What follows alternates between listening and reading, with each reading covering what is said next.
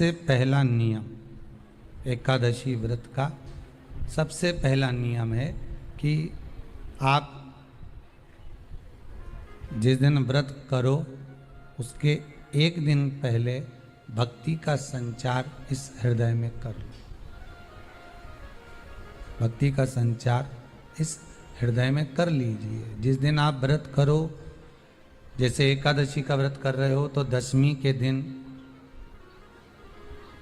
शाम का समय जब आवे, रात्रि जब होने लगे, शाम का समय आवे और रात्रि का आप जब भोजन ग्रहण करो तो उस भोजन में कोई ऐसा पदार्थ ग्रहण मत करिए जिस पदार्थ के कारण आपकी एकादशी बिगड़ जाए।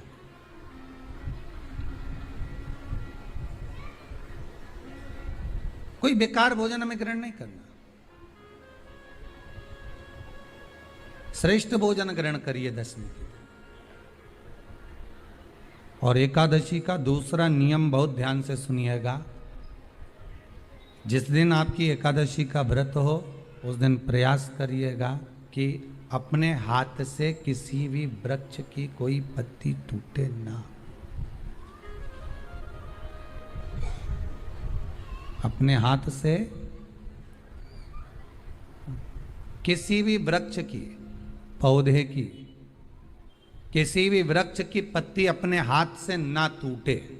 बहुत ध्यान दीजिएगा महाराज। एकादशी का ये दूसरा नियम है कि अपने हाथ से किसी पौधे की, किसी वृक्ष की, किसी डाली की कोई पत्ती टूटे ना, कोई पत्ती ना टूटे, इसका प्रयास करिए।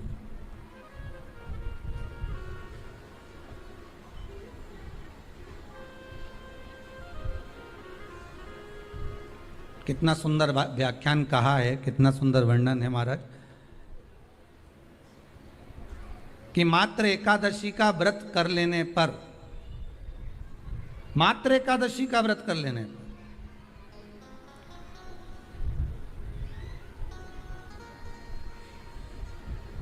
जो पूर्व में किया गया हमारा पाप कर्म है, हमने किसी जीव की हत्या करी है, हमने किसी को कष्ट प्रदान करा है, हमने किसी को अपशब्द कहा है, हमने किसी को ताने दिए, हमने किसी को आड़ा टेढ़ा कहा है, हमने किसी को गालियां दे दी है, मात्र एकादशी का व्रत ही कर लेने पर ये सारे जो दोष हैं वो समाप्त हो जाते हैं।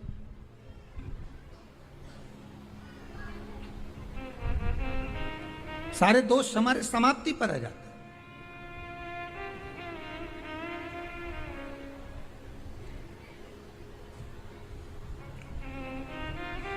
अब एक विचार करिएगा थोड़ा सा अपने मन में, अपने चित्त में, अपनी वृत्ति में एक बात उतारिएगा।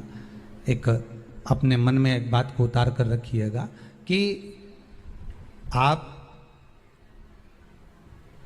अपने पाप को, अपने पाप कर्म को जिस दिन छिन्न करने वाले हो, समाप्त करने वाले हो, अपने पाप को आप जिस दिन समाप्ति पर लेकर जा रहे हो तो उसके एक दिन पहले आपको प्रसन्नता होना चाहिए कि नहीं होना चाहिए कि कल मेरा पाप कटने वाला है, कल मेरा पाप समाप्त होने वाला है, जो मैंने पाप कर्म करा है वो समाप्त होगा, जो मैंने पाप कर्म करा है वो कल समाप्त हो जाएगा। तो एक दिन पहले आपके चेहरे पर प्रसन्नता हो कि ना हो, और चेहरे पर वो प्रसन्नता आपके आना चाहिए कि कल मेरा एकादशी का व्रत है, आज दशमी है, कल एकादशी का व्रत है, तो कल मेरी जब एकादशी का व्रत रहेगा तो मेरा ना जाने कितना कितना पाप, कितना असत्य, कितना झूठ, कितना प्रपंच वो समाप्त हो जाएगा। इसमें मुझे प्रसन्नता हो, इसमें मुझे आनंदता हो।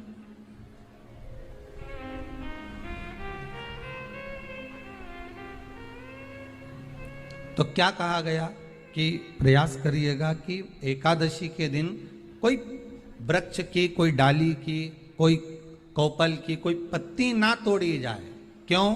तो कहा अगर उस पत्ती को हम तोड़ देते हैं, वृक्ष की पत्ती को या क्यारे में लगी हुई कोई डाली की पत्ती को हम तोड़ देते हैं तो एकादशी का पुण्य फल प्राप्त नहीं होता, एकादशी का कोई फल हमारे खाते में नहीं जाता, पुण्य फल प्राप्त। अब फिर भले तुम चाहे तुमने मोरधन खाया हो, चाहे तुमने फिर चिप्स खाई हो, चाहे तुमने फिर व्रत का कितना ही सामान खा गए हो और तुमने सोचा कि आज मेरी एकादशी है, तो फिर उसका कोई फल प्राप्त नहीं है, उसका कोई सुख प्राप्त नहीं है आपको, फिर उसका कोई आनंद प्राप्त नहीं है आपको, फिर उसमें कोई आनंद की अनुभूति आपको नहीं मिल रही है।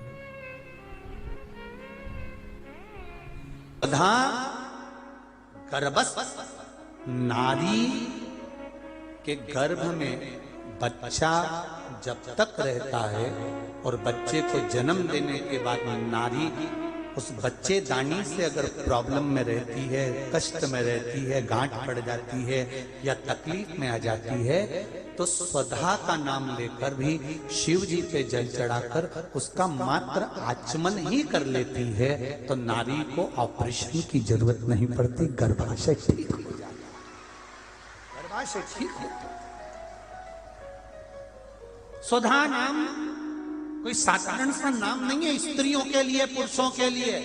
पुरुष वर्ग में भी अगर हर्निया की भी प्रॉब्लम हो गई है और हर्निया हो गया, डॉक्टर बोल रहा है ऑपरेशन करना पड़ेगा, तो कुछ दिन स्वधा का नाम लेकर भगवान शंकर पर जल चढ़ाकर उस जल का आचमन करना प्रारंभ करिए और फिर जांच कराओ कि हर्निया में आराम लगना प्रारंभ हुआ कि नहीं हुआ। यहां तक शास्त्र वर्णन करता है कि आप स्वधा का नाम कोई साधारण नाम नहीं है, ये तो तर्पण शिव महापुराण की कथा में जो आपको मिल रहा है, ये वो औषधि मिल रही है कि जिंदगी बना दे, आपकी जिंदगी सवार है। स्वधा नाम का उच्चारण एक बार सब प्रेम से फिर से बोलिए, हम सुनना चाहते हैं तुम सही बोल रहे हो कि गलत बोल रहे हो। स्वधा आधा सा है, फिर वाह और फिर धा आकी मात, सुधा। ये कोई दक्ष प्रजापति की बेटी स्वधा का विवाह पितरों के साथ कर दिया। पितरों का काम केवल एक है, शरीर का निर्माण करना।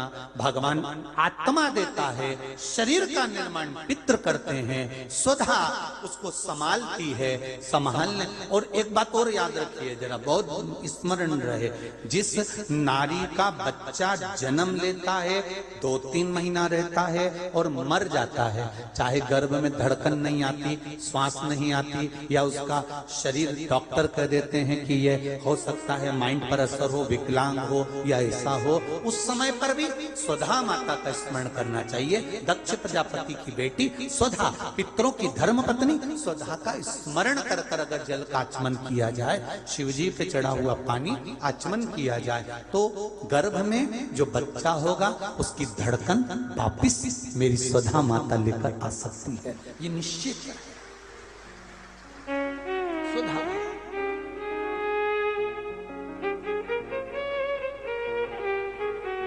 स्वधा का विवाह कर दिया पितरों के साथ। स्वधा ने तप कर, बहुत तप किया, बहुत तप।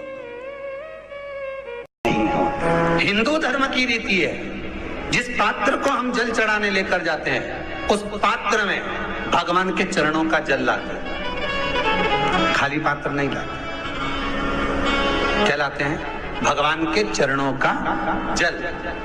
उस चरणों तक को लेकर आए, घर में रखा, सबने अपने नैनों में लगाया, हृदय में लगाया, चित्तवृत्ति में लगाया। खाली पात्र हम लेकर वापस नहीं आ रहे हैं। शिव मंदिर में जब जब जाओ, जल चढ़ाने के लिए जाओ, पात्र तुमने शंकर जी को पूरा पानी चढ़ा भी दिया, तो शंकर के चरणारविंद का थोड़ा सा जल पात्र में डाल के भले 2 बूंद लाओ, 4 बूंद लाओ, इतना सा लाओ, पर लाओ और उसको पूरे परिवार के नेत्रों में जब लेकर आए हो चरणों तक, तो लगा। खाली पात्र नहीं लेकर आना। खाली पात्र लाने में ध्यान दीजिए, जब आप पूरा जल समर्पित कर देते हैं, जल समर्पित भी पूरा करना है, भगवान को चढ़ा रहे हो तो पूरा समर्पण होना चाहिए, पूर्ण समर्पण। इसलिए शंकर भगवान को अधूरा समर्पण नहीं, इसलिए श्रीफल भी पूर्ण चढ़ता है। शंकर जी के मंदिर में श्रीफल नहीं फूटता, पूर्ण श्रीफल। बेलपत्री भी पूरी, चावल का दाना भी चढ़ेगा तो आखा, फल भी चढ़ेगा तो आखा, फूल भी चढ़ेगा तो आखा। भगवान को कोई चीज खंडित नहीं चढ़ती, शिव जी को। जल भी चढ़ेगा तो पूर्ण। जिस जल को चढ़ाने के लिए लेकर गए उसको बचा कर नहीं लाना है शिव मंदिर में से, संपूर्ण। पानी भी उंडेल कर आए होगे, चढ़ा भी दिया, छोड़ भी आए, पर लेकर नहीं आए हो।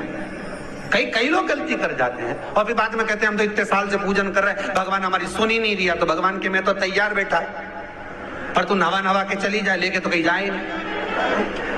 भगवान थोड़ी ना कहेगा कि तू मेरे पास में आए तो मेरे चरण की रज लेकर जा।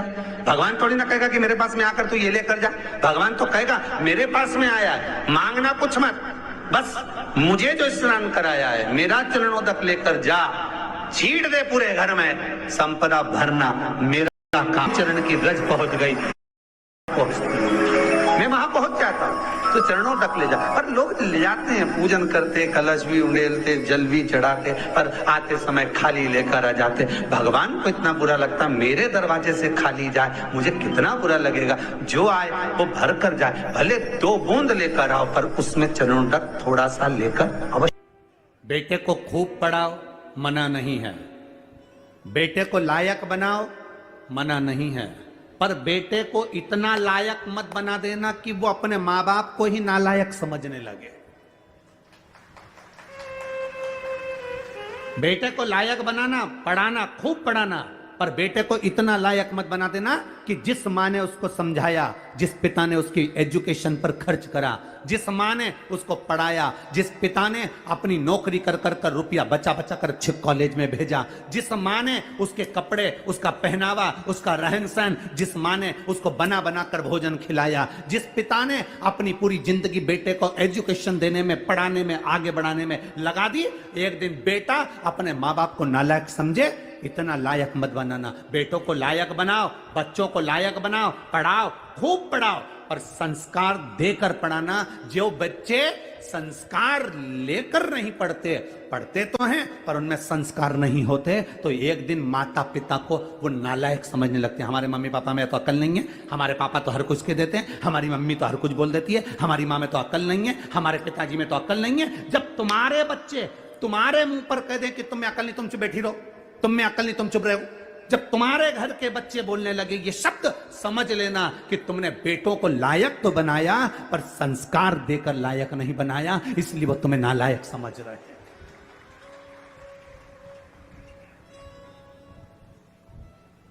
खूब पढ़ाओ, हम मना नहीं करेंगे, जितनी तुम्हारी कैपेसिटी है उससे ज्यादा पढ़ाई है, जितनी तुम्हारी कमाई है उससे ज्यादा खर्च कर कर बेटों को उज्जवल भविष्य बनाइए। बेटा बेटी को अच्छा पढ़ाने का प्रयास करिए, बेटा बेटी का जिंदगी अच्छा बनाने का प्रयास करिए, पर बेटा बेटी आपको लायक बनते बनते आपको नालायक ना समझने लगे, इसलिए थोड़ा संस्कार देने का प्रयास करिए। बच्चों से कहो 1 लोटा जल शिव जी को चढ़ा करा। बच्चे कहेंगे माँ जल चढ़ाने से क्या होता है? कुछ नहीं होता, मेरे मन को शांति मिलती है, तू जल चढ़ा करा। मैं जल चढ़ाने नहीं जाऊंगा, मैं भोजन नहीं दूंगी, मैं बाजार में खा लूंगा, घर का दरवाजा बंद है, जाओ खाओ। बच्चों को लायक बनाने का प्रयास करो, पर साथ में संस्कार देकर। अपने दादा दादी के पांव पड़, प्रणाम कर, चरण छू, नमन कर। एक दिन बेटा चरण नहीं छूता, दूसरे दिन मामी नाना घर के बच्चे माता पिता कह देते कोई बात नहीं कल छू लेगा, हो गया ना, आज नहीं छुआ ना, कल छू लेगा, कल फिर नहीं छुआ, परसों छू लेगा, ना ना चरण छू। बच्चों को झुकाना, प्रणाम करना, नमन करना, आदर करना, सत्कार करना, बच्चों को ये सिखाना पड़ेगा। आज बड़ी विडंबना का जीवन, बड़ा विडंबना का समय चल रहा है। हम बेटा और बेटी को पढ़ा तो लेते हैं, हम बेटा और बेटी को उज्जवल भविष्य बना तो देते हैं, हम बेटा और बेटी को लायक बना तो देते हैं, पर हमारे बच्चे हमको एक दिन नालायक समझने लगते हैं। तब दिल दुखता है कि मेरी औलाद मेरे मुंह पर कह कर जा रही है, दुख होता है अंदर से।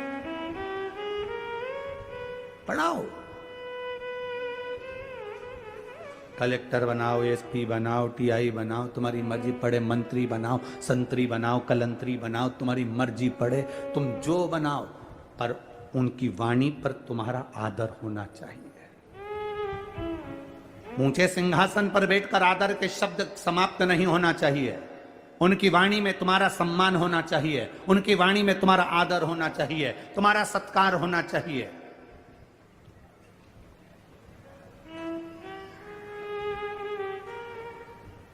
अरे बेटा एडीलैंड में, बेटी है न्यूयॉर्क, कई कई माता पिता रायपुर में हमसे कहते हैं, हमने पूछा क्यों साहब कहाँ रहते हो?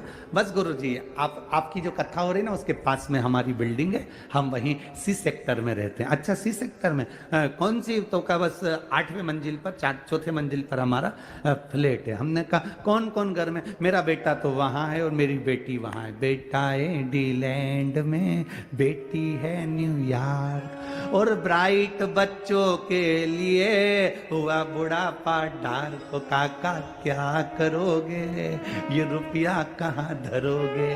बेटा बाहर, बेटी बाहर। तो हमने कहा तुम कौन कौन हो? बस हम दोनों पति पत्नी। कहाँ रह रहे हो? फ्लैट में रह रहे हैं। अच्छा तो तुम दोनों अपने बेटा बेटी के पास क्यों नहीं चले जाते? बस अब विचार तो करा है, पर बेटे के यहाँ एक बार गए थे तो अब वहां पर हमारा मन नहीं लगा तो हम वापिस आ गए। बेटी के यहाँ वहां भी मन नहीं लगा तो हम वापिस आ गए। तुम जब बीमार पड़ते होगे, तकलीफ होती होगी, शरीर में कष्ट होता होगा, या तुम्हारे घर में मेहमान आते होंगे, तो सामान कौन ला कर देता है? तो मैं डॉक्टर को दिखाने कौन जाता है? तो कहती है हमारे पड़ोसी बहुत अच्छे हैं, उनका बेटा है ना, उनकी बेटी है ना, हमको गाड़ी में बिठाकर वो तुरंत डॉक्टर को दिखाने चले जाते हैं। हमने कहा फिर एक काम करना, फ्लैट भी पड़ोसी के बेटे को देकर जाना।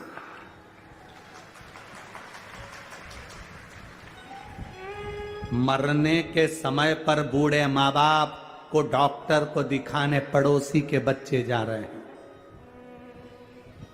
सब्जी पड़ोसी के बच्चे लाकर दे रहा है, देखरेख पड़ोसी के बच्चे कर रहे हैं। तो मकान की देखरेख तुम कर रहे हो किसके लिए? किसके लिए? आसक्ति नहीं जा रही। हमने कहा एक काम करो न, जब पड़ोसी का बच्चा इतना कर रहा है तो एक काम कर दो, उसको थोड़ा बहुत तो अपनी प्रॉपर्टी दे। अरे गुरुजी कैसे देखे जाना? डॉक्टर को दिखाया है तो क्या प्रॉपर्टी दिया है? सब्जी ला के दे देता कि प्रॉपर्टी दे दे? तो तुम्हारे बेटे तुमने बड़े करे थे तुम्हारी सेवा के लिए, वो तुम्हारी सेवा नहीं कर रहे, तो तुम किसके भरोसे? किसके? अखबारों में देखो, अखबारों में जरा पढ़ना, कभी पुराना कई जगह का आपको मिलेगा। बुढ़ा बुढ़ी मर गए, बेटों को सूचना दे दी कि आ जाओ अंतिम संस्कार करने, तो कहते हैं ऑनलाइन करा देना। बाद में जब मर गए, अंतिम संस्कार भी मोहल्ले के लोगों ने कर दिया, तब बेटा बेटी आए, जमीन जायदाद बेच के पैसा लेके चले गए, पर माँ बाप का पिंडदान तक नहीं करा। ये जीवन है मानव का। किसके लिए जी रहे? हम किसके लिए अपनी जिंदगी जी रहे हैं? अरे बेटा एडी लैंड में, बेटी है न्यूयॉर्क, और ब्राइट बच्चों के लिए हुआ बुढ़ापा डार। ओ काका क्या करोगे, ये रुपया कहाँ धरोगे?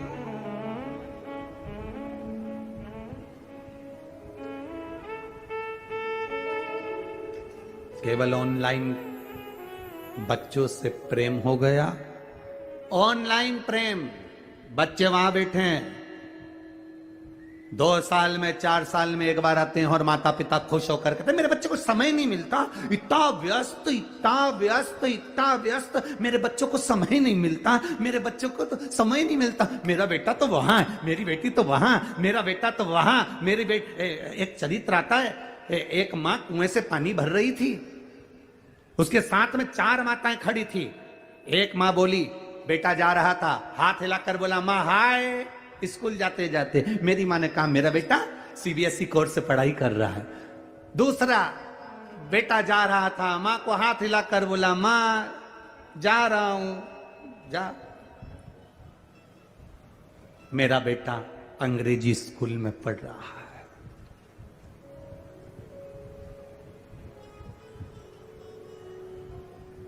एक माँ का बेटा जा रहा था, माँ बाल्टी उठाकर ले जा रही थी। बेटे ने कहा रुक माँ, पहले मैं बाल्टी घर रख कर आता हूँ फिर जाऊंगा। माँ कहती है मेरा बेटा सरकारी स्कूल में पढ़ रहा है। ये मेरा बेटा है जो सरकारी स्कूल में पढ़ रहा है। अंग्रेजी स्कूल में पढ़ाओ, सीबीएसई कोर्स से पढ़ाओ, एक से बढ़कर एक स्कूल में पढ़ाओ, पर अपने बच्चों को संस्कारवान बनाने का जवाबदारी तुम्हारी है।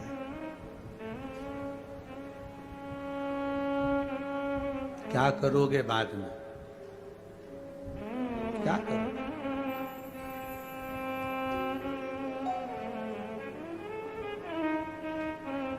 अगर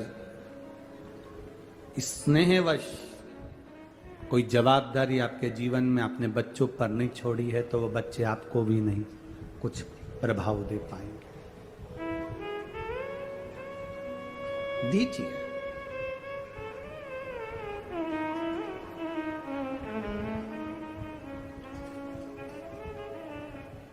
अपने बच्चों को प्रबल बनाने के साथ में हम कहें लायक बनाओ, पर आपको नालायक ना समझे। वो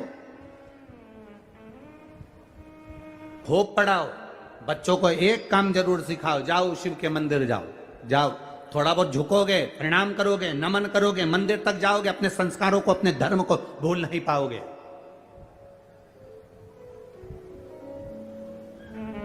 जिस बेटे को भगवान ब्रह्मा जी ने वर दे दिया, जिस बेटे को सब कुछ दे दिया, ब्रह्मा जी प्रसन्न होकर मेरा बेटा मेरा बेटा मेरा बेटा करके सब कुछ दे दिया। ब्रह्मा जी ने पूरे वर, पूरे आशीर्वाद जो दे सकते थे बेटे को दे दिया। सारे वर, सारे आशीर्वाद ब्रह्मा जी ने अपने पुत्र सिंदूर को दे दिए, सारे वर।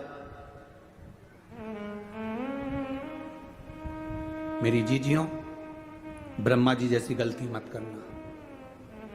ब्रह्मा जी ने सारे वर, ब्रह्मा जी ने अपने बेटे सिंदूर को दे दिया। तुम वो गलती मत करना कि पूरी चीज अपने घर के बच्चों को दे दो। एक इतनी बड़ी लोहे की पेटी यहां से जाते जाते खरीद लो, उसमें भले कुछ मत रखो, जाते जाते 2-4 पत्थर उठा के ले जाओ, पुरानी साड़ी में लपेट के पेटी में रख दो, बउए आए उसके पहले पेटी पत्थरों से भर लो। बताना मती बहुओं को, बोलने की जरूरत नहीं है बहुओं को कि इसमें पत्थर भरा है, इसमें कुछ भरा हुआ है। बस दिवाली का समय आए, बहुओं से कहना थोड़ा पेटी हटाना, मेरे को सफाई करना है। बहुएं पेटी हटाएंगी, सफाई कर देना, बहुओं को भी लगेगा कुछ है। मरती मर जाना, पर बहुओं के सामने कभी पेटी मत खोलना, कभी मत खोलो। अंतिम समय आए, यम के दूत तुम्हें बंदी बनाने आए, तुम्हें लगने लगे कि मैं मर रही हूं, तो मरते मरते घर की बहू को बुलाकर, एक किसी भी बहू को, बड़ी हो छोटी हो, किसी के हाथ में चाबी दे जाना, बेटा सब बांट लेना हो, अब मैं चली। बहुओं इतनी समझदार हैं, 13 दिन पेटी नहीं खोलेगी, क्योंकि घर में नंदे आई हुई हैं, हिस्सा देना पड़ेगा तो पेटी छुपा देगी। बहुओं इतनी जल्दी पेटी को खोलेंगी नहीं, छुपा देंगी। अब बहुओं को मालूम है सास के पास बहुत सामान है, तो 10वां भी अच्छा करेगी, 12वां भी अच्छा करेगी, खूब साड़ी बांटेगी, 12-13 खिलाएगी पिलाएगी, लड्डू गुलाब जामुन इमरता भजिया, सारे ब्राह्मणों का भोजन कराएगी, मेहमान को भी खूब देगी। और सब चले गए और ननन भी चली गई, तब बहुएं पेटी खोलेंगी और उनमें से भाटा निकलेगा और करम फोड़ेंगे। अब अपने को टेंशन नहीं, अपन तो गए, अपना काम हो गया ना। ब्रह्मा जी जैसी गलती मत कर देना कि पूरे बार एक साथ दे दिया, आयुष्मान भव, चिरंजीवी भन, यशवान भव, ये भी दे दिया, वो भी दे दिया। ऐसी गलती मत कर देना। थोड़ा ना थोड़ा अपना बुढ़ापा निकालने के लिए कमर में खोस के रखो।